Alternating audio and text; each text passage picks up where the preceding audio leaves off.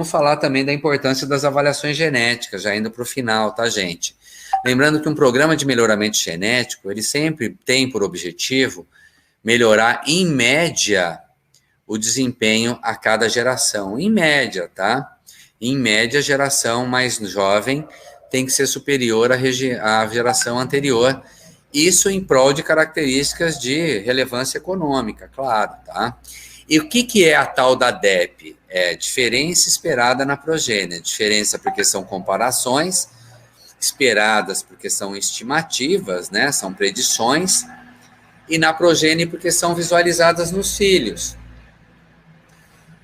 E aí, como que a gente tem uma DEP, então? Vamos pensar que a gente tem um touro A com DEP de mais 10 quilos ao peso ao desmama, e o touro B com DEP de menos quilos. Então, a gente tem uma base, né, uma referência genética, uma base genética do rebanho para gerar esse número absoluto, a esse número de mais 10, menos 5, e o que vale para a gente na interpretação de um sumário de touros é que o touro mais 10 com relação a menos 5, a diferença que a gente espera em média dos filhos desse touro é de uma arroba, 15 quilos na progênie. Como que isso acontece?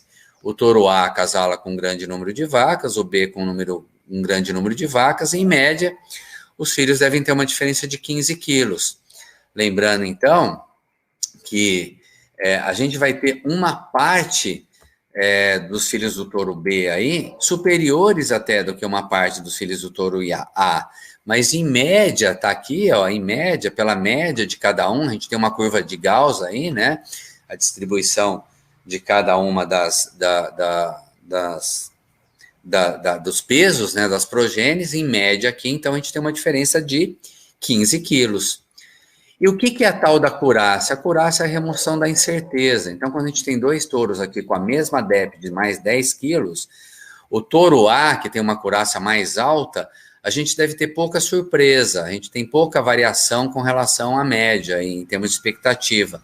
Já o touro C, que é um touro jovem, a gente pode ter gratas surpresas aí, que seria o rabicho da direita aqui da curva. Então o cara pode estar mais para a direita aqui da curva, como a gente pode ter surpresas mais negativas também, que é a esquerda da curva. Então o que a gente diz é que a gente deve escolher um touro, né, eleger um touro pela DEP. E aí a acurácia, a medida de incerteza, ela vai servir para tomada de decisão em qual intensidade a gente vai usar cada um desses reprodutores, tá ok? Lembrando o conceito de top, que está muito em evidência, aí a gente tem que tomar cuidado, porque geralmente ele é ligado a um índice. A gente tem que tomar cuidado com essa obsessão pelo índice, porque esse índice é uma ponderação de diferentes características. E, às vezes, aquilo que você mais precisa, o leite, por exemplo, ele não está muito contemplado, nem no índice do GNE+, nem da NCP ou da BCZ, por exemplo.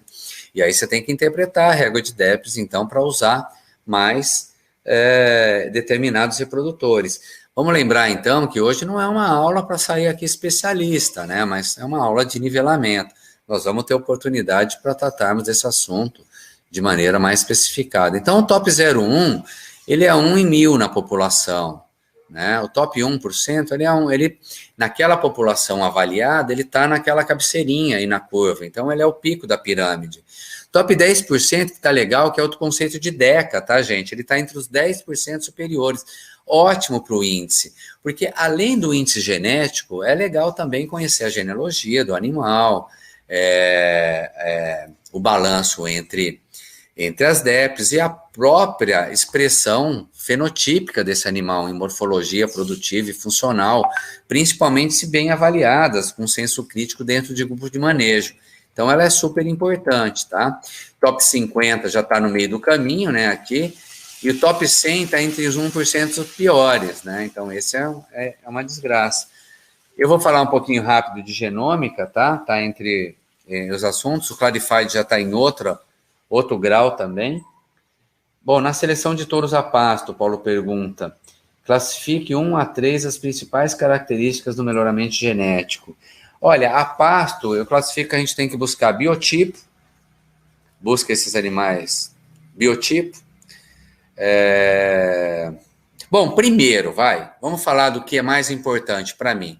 Primeiro é fertilidade. Se a gente descartar a fêmea falhada, a gente já está avançando demais no nosso processo de seleção. Segundo, descartar fêmeas que produzam um bezerro fraco, as ruins de leite. A gente já avança bastante no nosso processo de seleção. Terceiro, biotipo. Então, fertilidade, a habilidade materna e biotipo. Depois a gente vai avançar para outros critérios de seleção. Cumpre com esses 3 requisitos, Paulo, você já está lá na frente, tá? Agora eu vou falar um pouco do Clarified, que vocês estão muito aí, né? Está muito em evidência as avaliações genômicas. E o que é isso? O que é uma genômica? Uma genômica é uma seleção por marcadores de DNA, onde a gente pode ter uma alteração na sequência do DNA dos animais que podem resultar em diferenças no seu desempenho. Então, vamos pensar que, por exemplo, uma sequência do DNA é uma sequência de nucleotídeo, onde a gente tem uma sequência de adenina aqui, né, o nucleotídeo de adenina, a gente tem a mesma base aqui em citosina, que está aqui em vermelho, só que aqui, nesse pedacinho, depois da citosina, a gente tem um animal em cima que tem uma adenina e o animal abaixo que tem uma guanina. E aí, essa diferencinha nessa sequência de nucleotídeos pode representar uma diferença na expressão fenotípica de uma característica peso, leite, ou acabamento de gordura, ou musculosidade. E a gente vai buscar essa associação do marcador de nucleotídeo, aqui no caso, que a gente chama de SNP, que é um Single Nucleotide Polymorphism. Então, um polimorfismo de nucleotídeo único, que é uma variação na sequência do DNA, que vai afetar uma base aí, né, como a gente falou, adenina, timina, citosina ou guanina, e que essa alteração pode determinar uma diferença em expressão de fenótipo. Então, como a gente, né, lembra que um animal nasce, né, vamos falar em DEP genômica aqui, um animal nasce já com uma DEP de pedigree, não é isso? É uma DEP de pedigree, e aí por um acasalamento dirigido, a gente já tem uma estimativa de avaliação genética, pela estimativa de valor genético dos pais. E aí, a gente tem, o Paulo perguntou aqui para touro, né? Com a seleção a par, classifica as principais características. Ah, não, tá certo, tá bem respondido então. Ah, de touros. Olha, de touros, Paulo, a seleção a pasto, eu vou buscar primeiro o biotipo, não quero um animal de biotipo precoce, grosso, aí, que vai ser adaptado ao pasto. Aí eu vou olhar para avaliação genética, coisas que eu não vejo no biotipo. Será que ele tem genealogia que é boa para leite? Será que é filho do Big Ben numa vaca inca? Aí vai ser uma porcaria para leite. Então eu tenho esses indicadores de algo que eu não estou vendo no fenótipo e vou buscar na avaliação genética. E aí eu tenho que buscar essas características de leite e de fertilidade também num touro. Então, biotipo, leite, fertilidade, para mim é o que a gente tem que considerar básico aí na seleção de um reprodutor, tá ok? Bom, a gente está falando de avaliação genética tradicional, então primeiro é por pedigree, depois é por fenótipo, então o animal tem um desempenho dentro de grupos de manejo, isso vai fazer com que ele desempenhe, a avaliação genética dele, a partir do momento que ele tem um desvio positivo no grupo, vai melhorar, ou negativo no grupo piorar, assim sabendo se ele teve a sorte de receber melhores genes do pai ou da mãe.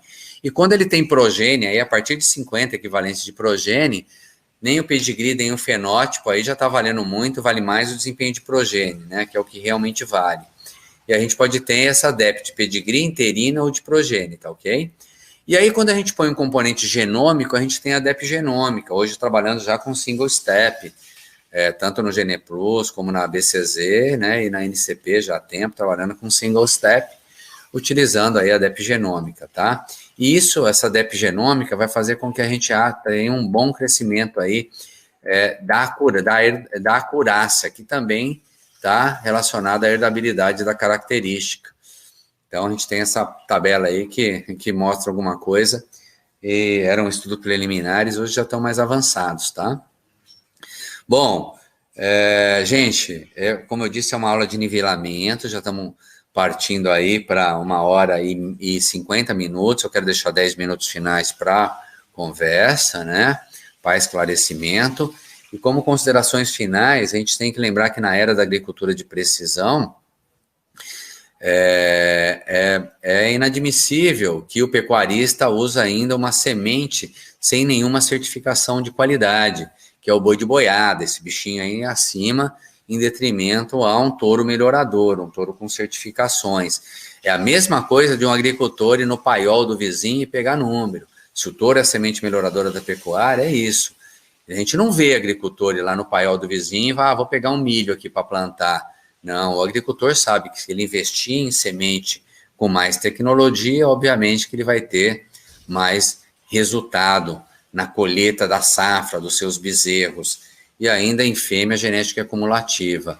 E aí o que a gente considera importante como critério de seleção é a avaliação morfológica, então, em sintonia com a avaliação genética. A gente acredita que isso dá mais acurácia, tá?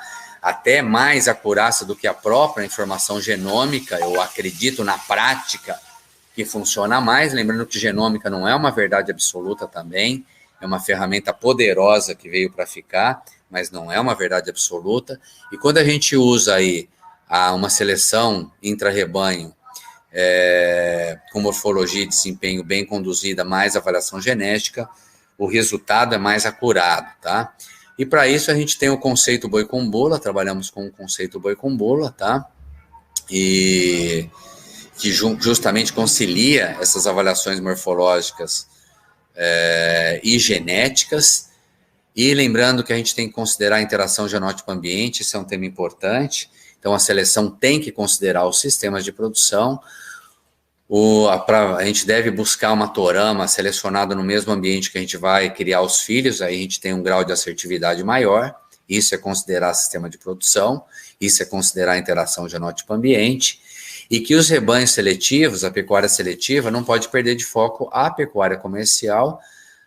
Então a gente tem que buscar touros melhoradores, capazes de melhorar as características econômicas para a pecuária comercial, vacas com habilidade materna, férteis, com capacidade de mamar um bezerro pesado, sempre pensando que o boi de capim, a base da pecuária do Brasil, a pasto, é o que faz da nossa pecuária, que já é gigante, cada vez maior, cada vez mais eficiente. Por mais que a gente tenha estratégias de terminar em confinamento, a pecuária brasileira é gigante, tão competitiva pelo aporte de matrizes a pasto, pela capacidade que nós temos, de produzir em ambientes em que o capim vegeta muito, e aí a gente tem o zebuíno e o Nelore com a capacidade de converter essas gramíneas tropicais em alimentos de altíssima qualidade, sempre buscando, então, essa padronização na indústria frigorífica, nos currais de frigorífico, porque a hora que tira a roupa, gente, não importa se é preto, branco, com cupim, sem cupim, o que a gente tem que ter é a qualidade da carcaça, a qualidade do produto e a padronização desse produto. Afinal de contas, todo o trabalho que a gente faz de seleção é visando esse produto aí, o produto carne, que deve ter qualidade, não só a qualidade intrínseca do produto, macia, com acabamento, com coloração boa, mas também deve vir embutido nesse produto a questão de sustentabilidade. Então a responsabilidade socioambiental é importante e obviamente que no tripé aí de sustentabilidade também, além da responsabilidade socioambiental, a sustentabilidade econômica. E para isso que a gente trabalha no Brasil, para produzir uma carne mais sustentável, uma carne mais eficiente, fazendo, mais uma vez, da pecuária nossa cada vez mais forte, cada vez mais lucrativa. Era isso que eu tinha que falar, tá? Obrigado. Aí tá o site da Brasil com Z, e aí tá meu telefone, WhatsApp e e-mail. Como eu disse, eu estou sempre à disposição para que a gente possa conversar com pecuária.